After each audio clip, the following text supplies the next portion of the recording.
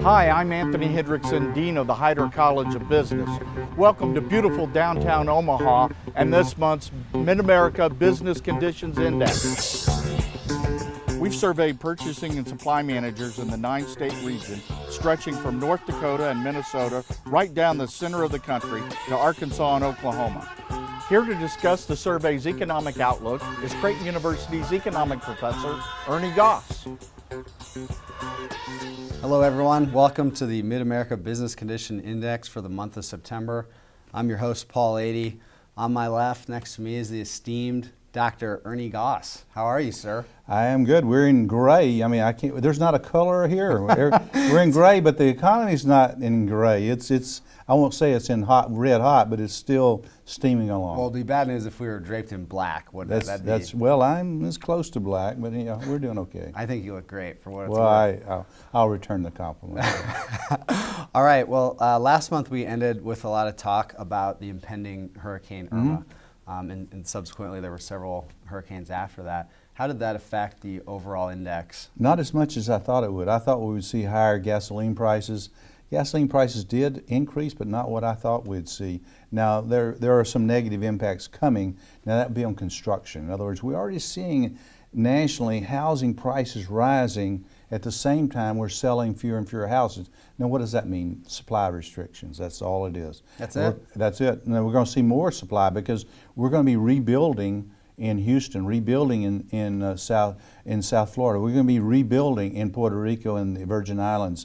And that's going to take building supplies down there, and that's just going to push prices up even more and fewer home sales. So more to come on that. Interesting. So we don't see the whole impact No, at this point. In fact, our index, which is a leading economic indicator, for the month of September, Paul, was up to 58.2 from 57.5 in August. And as we said here, 58.2 is sort of like our biology score, mine anyway, and, right. And that's not bad, but it's not comparable. This is a good number. If it's your biology score, not good. 58.2 is a good number. It's the 10th straight month it's been above growth neutral. So we're seeing this economy team along, and I can bring up this chart here, and you'll see there the U.S. in red, and then in beautiful blue is Mid-America. That's Creighton blue, Mid-American blue.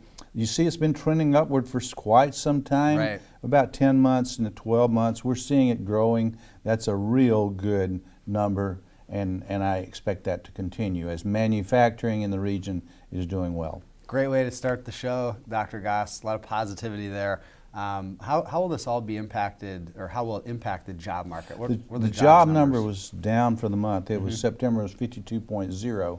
Now that's getting close to growth neutral, which is 50.0. From August is 59.2, which is a strong number. That doesn't sound like much a gap there, but it is significant. That's down. Year over year, we're talking about growth of 1.3%.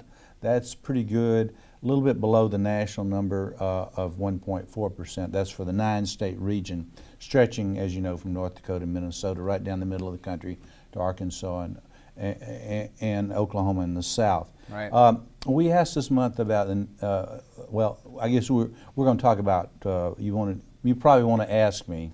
Are you going to ask I don't know how you would know that, Dr. Goss. Oh, okay. You know? Yeah, I mean, I'm just sitting here asking my own questions. How's that? I just go with it. I was No. I want to know what your question is. You know, just from here. I think it is. Yeah.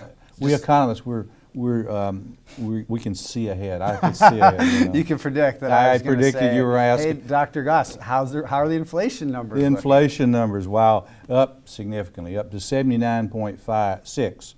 That's the overall. That's the inflation gauge, which is a wholesale price gauge, up from 65.5 in August. That may not sound like much, but it's quite significant. We're seeing more and more inflationary pressures, and of course, why is that a concern? Because the Fed is going to be more aggressive in raising rates. And we asked this month. We asked the supply managers, and these are all supply managers, how a rate hike would affect them, and about 16% indicated it would have a negative impact on their business. So you're talking about 84% said not much of an impact or even a positive impact. So even a rate hike right now, we're okay with that. It's just if we have more than one rate hike in 2017, we're expecting 3 in 2018, but that's we'll wait and see. Depends on inflation and the overall economy, though.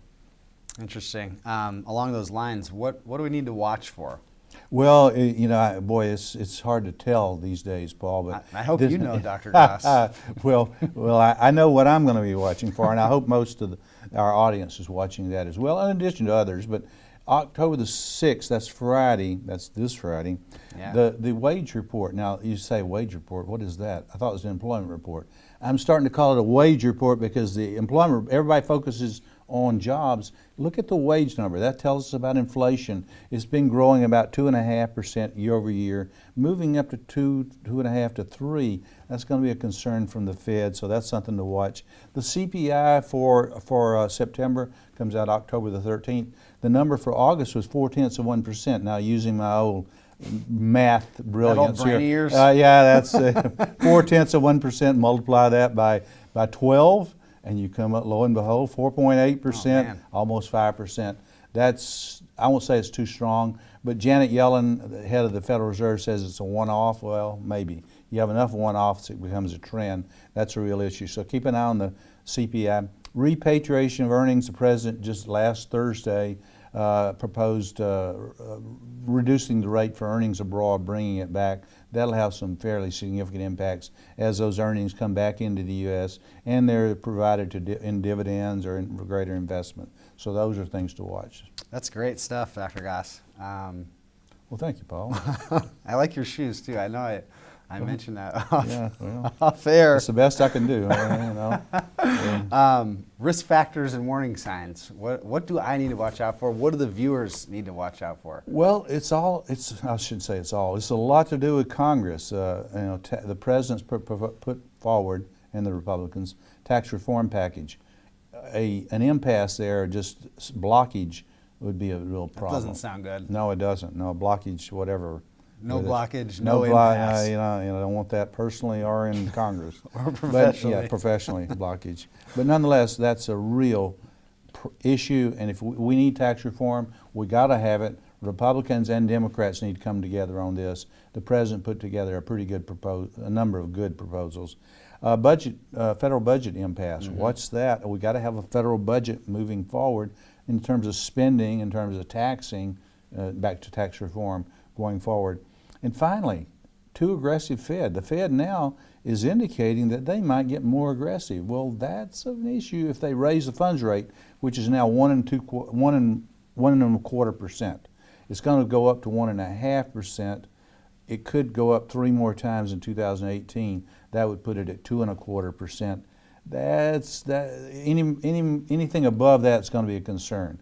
On the long end, that would be long-term interest rates. They indicated they were going to be selling $10 billion of bonds.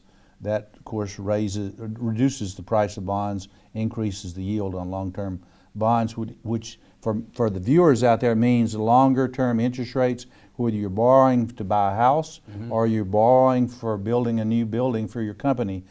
Long-term interest rates are apt to be going higher as well, and that's a risk factor if it goes stronger. In other words, if they begin selling more than $10 billion. As Janet Yellen says, it's going to be like watching paint dry. We hope it's like watching paint dry, meaning very dull, we hardly notice it. Well, if we notice it, and if they start slopping paint around here and there, that's a real issue going forward, and it's a risk factor. But all in all, yeah, overall. All in all, September, hey, it was a good report for Mm-hmm. September.